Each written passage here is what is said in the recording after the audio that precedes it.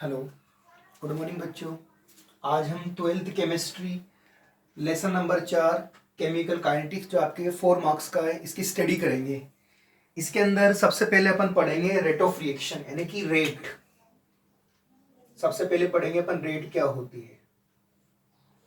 किसी भी chemical reaction की बात करते हैं तो किसी भी केमिकल रिएक्शन में एक तो होता है रिएक्टेंट और रिएक्टेंट यूनिट टाइम में चेंज होते हैं प्रोडक्ट के अंदर।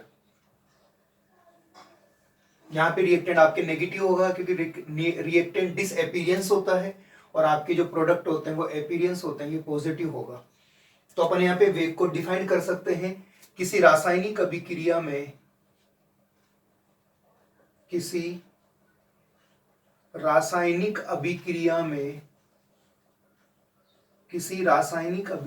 में भाग लेने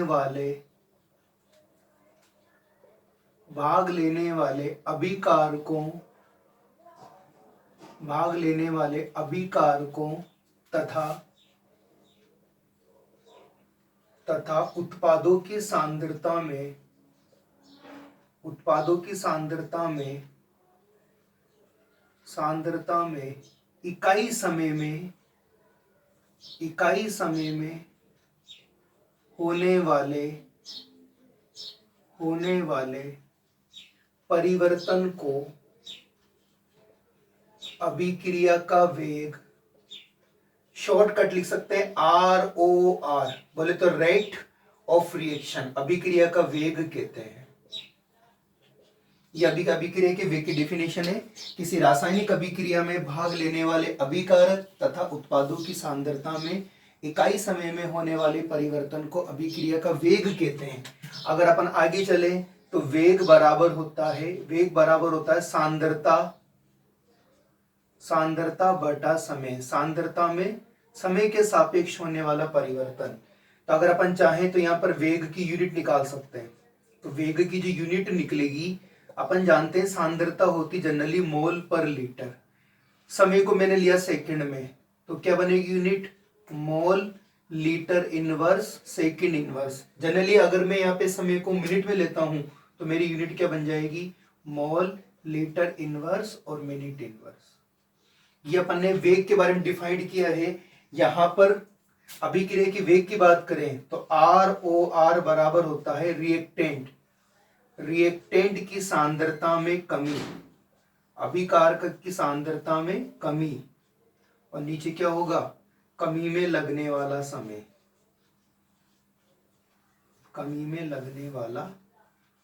समय। अगर अपन प्रोडक्ट की बात करते हैं तो क्या होगा? प्रोडक्ट की सांद्रता में वृद्धि अपॉन वृद्धि में लगने वाला समय।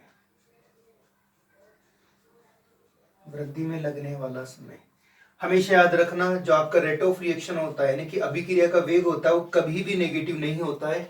ये हमेशा क्या होता है? हमेशा पॉजिटिव होता है। यहां पर अपन R की सांद्रता में कमी कर रहे हैं क्योंकि रिएक्टेंट डिसएपीरियंस होंगे और प्रोडक्ट आपके एपीरियंस होंगे। तो रिएक्टेंट की सांद्रता में कमी को शो करते हैं माइनस के द्वारा और प्रोडक्ट की सांद्रता में कमी को शो करते हैं प्लस के द्वारा। और अपना जब भी रेट ऑफ रिएक्शन कैलकुलेट होगी वो हमेशा किस में होगी? पॉजिटिव के रूप में होगी। आगे चले, आगे बात करते हैं अभिक्रिया के वेग को 3 प्रकार से ज्ञात कर सकते हैं। अभिक्रिया के वेग को 3 प्रकार से ज्ञात कर सकते हैं। एक तो याद करेंगे अपन औसत वेग में, एक अपन को औसत वेग निकालना है, एवरेज रेट। एक निकालना है अपन को तात्क्षणिक वेग, इंस्टेंटेनियस वेग, और थर्ड जो निकालेंगे वो निकालेंगे इनिशियल रेट यानी कि प्रारंभिक वेग। यहां तक अपन एक बार और रिपीट कर लेते हैं। किसी केमिकल रिएक्शन में रेट कैसे निकालते हैं? रिएक्टेंट यूनिट टाइम में चेंज होते हैं प्रोडक्ट में। रिएक्टेंट की कंसंट्रेशन डिसएपीरियंस होती है, प्रोडक्ट की कंसंट्रेशन एपीरियंस होती है। तो इस बेस पे क्या निकलेगा? किसी रासायनिक अभिक्रिया में भाग लेने वाले अभिकारकों और उत्पादों की सांद्रता में इकाई समय में जो परिवर्तन होता है उसे अभिक्रिया का वेग या ROR रेट ऑफ रिएक्शन कहते हैं। या वेग इज इक्वल टू होता है सांद्रता अपॉन समय। वेग की यूनिट निकालेंगे, सांद्रता होती है मोल पर लीटर में, समय होता है आपका सेकंड में, तो यूनिट बनेगी mole litre inverse second inverse. अगर अपन मिनट लेते हैं तो बनेगा mole litre inverse minute inverse. ROR rate of reaction हमेशा पॉजिटिव आती है। कैसे निकलती है? रिएक्टेंट की सांद्रता में कमी, कमी को शो करते हैं माइनस के द्वारा, और कमी में लगने वाला समय। इसी प्रकार जो आपके प्रोडक्ट होते हैं वो आपके अपीयरेंस होते हैं। इसको कैसे निकालेंगे? प्रोडक्ट की सांद्रता में वृद्धि अपॉन वृद्धि में लगने वाला समय, ये अपन ने निकाला है। आगे अपन पढ़ रहे हैं अभिक्रिया के वेग को 3 प्रकार से ज्ञात कर सकते हैं। एक होता है औसत वेग, एक होता है तात्क्षणिक वेग इंस्टेंटेनियस रेट, एक होता है आपका इनिशियल रेट। सबसे पहले बात करते हैं अपन औसत वेग की। सबसे पहले अपन बात करते हैं औसत वेग की। एक बार आप इसको देख लो, स्क्रीनशॉट ले लो इसका।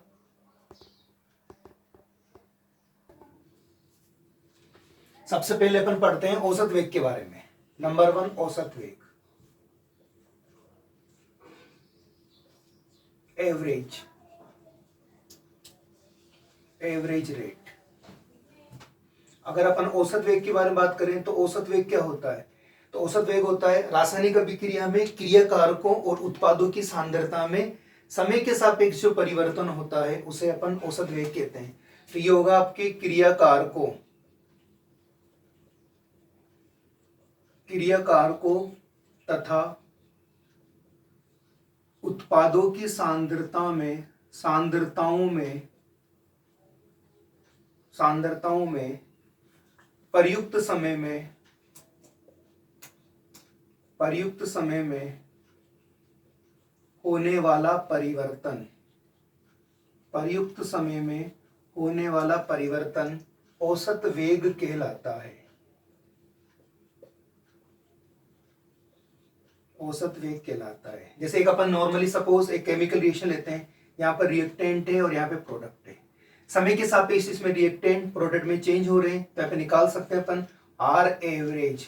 Are average is equal to, minus में होगा डिसअपीयरेंस होगा तो minus del R upon del T, और इसको अगर अपन आगे चले तो बन जाएगा आपका R2 minus R1 with respect to time.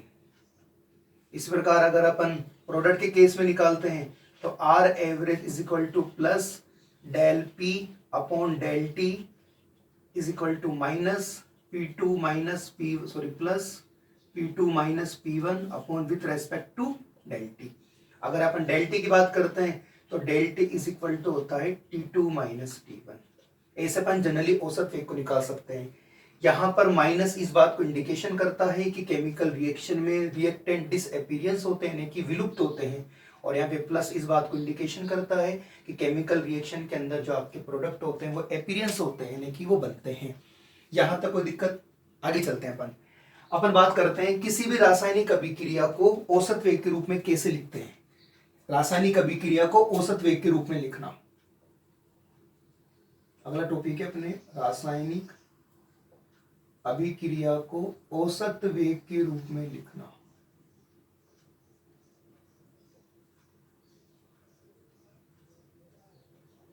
औसत वेग के रूप में लिखना, तो इसका फॉर्मूला याद रखो आप। इसका फॉर्मूला बनेगा, सिंपल फॉर्मूला बनेगा, रिएक्टेंट तथा प्रोडक्ट के मोल, रिएक्टेंट तथा प्रोडक्ट अपॉन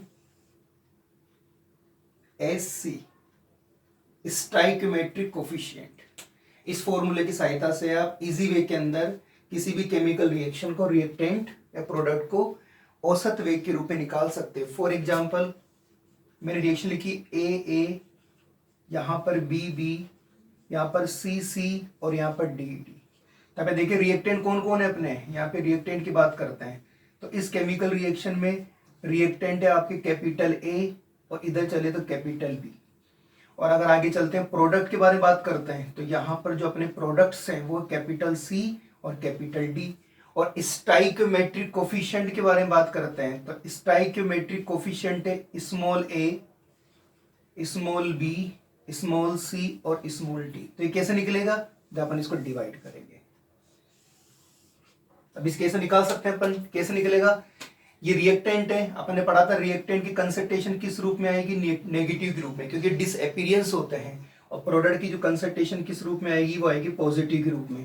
क्या बनेगा, -1/A, यहां पर आएगा, इसकी कंसंट्रेशन निकाल रहे हैं तो del A upon del T is equal to, आगे आएगा B, तो -1/B del B upon del T is equal to +1/C del C upon del T और is equal to +1/D del D upon del T with respect to time.